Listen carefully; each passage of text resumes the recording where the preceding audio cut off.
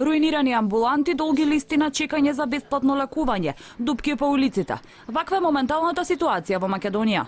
Граѓаните велат наместо да се фрлаат пари за непотребно славење кое чини неверојатни безмалку 180.000 евра, тие пари требаше да се искористат за подобрување на инфраструктурата во државата, да се помогне на оние кои немаат доволно средства за болничка нега, да се отворат градинки. Јас сум да се реновираат болници, да се дадат тие пари за тешко болни што барат преку телевизија донации за донера. Тие пари се дадени на ветер, не направена домаќински. Ова е баш и бозу. Прославува во прилеп, пари се трошат без потреба, а народот страда. Ова е амбуланта, но што ви личи? Нешто не домакински се работи. Не домакински увезена, например, за земјоделието, за други работи. Нешто не домакински се работи. Затоа не чини.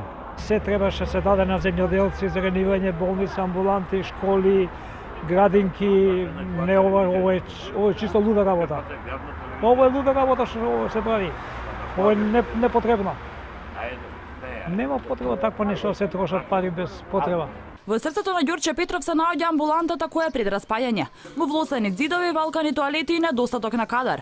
Жителите на општината револтирани, велат наместо владата да дава пари да слави датум за датум во ЕУ и условена покана за влез во алијансата. Надлежните институции треба да ги искористат финансиите подомакински да се вложува во она што е навистина важно за жителите, а тоа е помош за лекување онаму кај што е најпотребно.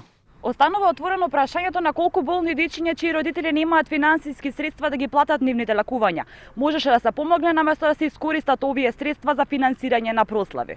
Социјалните мрежи се уште вријат. Фејсбук е приплавен со коментари зошто се даваат пари за помпезни, а сепак празни забави. Професорот Димитар Апасиев од Левица запраша колку тамари чинела НАТО и ЕУ журката. Драги мои бивши соборци од шарената револуција, колку тамари кошташе прославата на човечката мизерија на вашите лидери. Вчера владата испрати извештај каде стои дека се потрошиле околу 180.000 евра за прославата која беше организирана во саботата. Доколку ни сите 15 награда, вкупно се собира дека присуствувале 10.000 посетители, што според фотографиите објавени во медиумите се гледа дека бројката и не е толку голема. Практично секој посетител се платил по 18 евра за да се забавува на НАТО журката организирана од владата, а финансирана од џебот на граѓаните.